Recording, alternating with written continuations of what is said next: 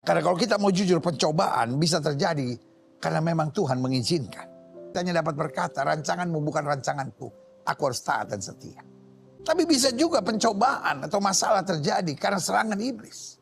Alkitab bilang, tunduk pada Allah, lawan iblis, maka iblis akan lari daripadamu. Lawan iblis, rebut kemenangan.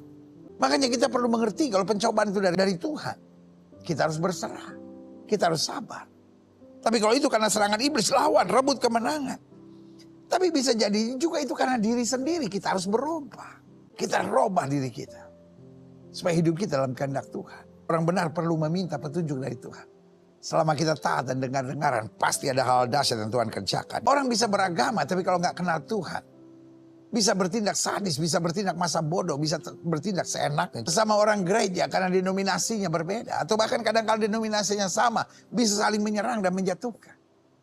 Itu yang saya bilang. Kalau orang hanya sampai batas beragama tapi tidak bertuhan, itu bahaya. Orang bisa bertindak sadis. Di akhir zaman kita mesti takut akan Tuhan. Di akhir zaman kita harus dipimpin oleh Roh Tuhan. Di akhir zaman kita harus berkata, biar bukan kehendakku yang jadi, melainkan kehendakmu yang terjadi. Jadi suami yang baik, jadi istri yang baik. Jadi orang muda yang baik.